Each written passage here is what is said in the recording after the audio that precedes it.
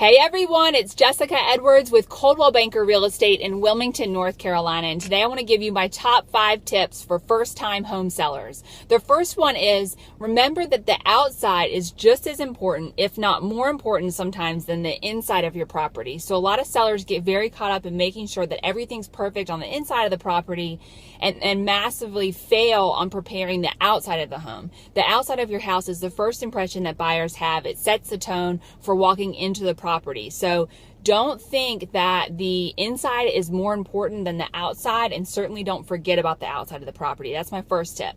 The second one is to prepare for repairs. Don't negotiate. Don't be prepared to negotiate, or don't think that your bottom number is a certain number that you don't allow for any room for repairs. I recommend a lot of my sellers get a home inspection done on the front end to take care of anything that needs done and to be prepared for anything that may come up during the buyer's home inspection. But you need to know your numbers, and you need to prepare to spend some money on repairs. All buyers are going to want some repairs done on a property, even if it's minor. And the second part of that, tip number 3, would be know your numbers and know that bottom line. Make sure you call your mortgage company and get that payoff to make sure that what you're seeing online is really what it reflects.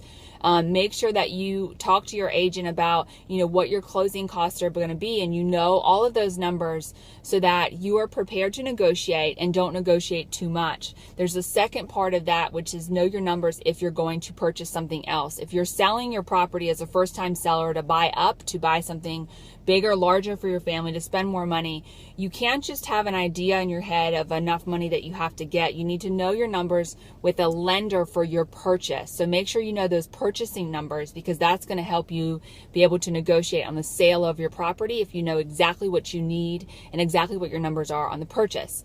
The fourth thing is to remember that you need to know your agent and the brand that's listing your house. So I've talked a lot about how important that brand or that real estate company is that stands behind your agent's name. So do some research into that.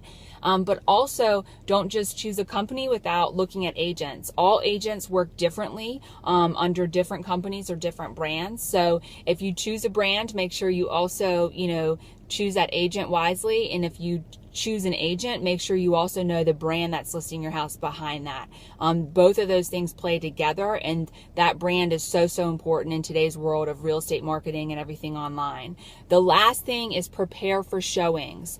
You're not always going to have a 24-hour notice. You're not always going to have a ton of time to prepare for showings. If you work, if you have dogs or kids or pets, be prepared for those things ahead of time, and maybe take a few steps so that it's easy to prepare your house for showing. I recommend my clients set aside a drawer or a basket under a sink in a bathroom, so that if you have a showing scheduled at the last minute, you can toss some things in, from the counter and clear it off and throw it under the sink. So just be prepared for showings and know that you have a plan. If it's if you have a spouse, if it's certain days of the week you're in charge of showings and they're in charge of showings on the other day, depending on work schedules and things. So those are my top 5 tips. I wish you all the best of luck if you're a first-time home seller, and thank you so much for listening.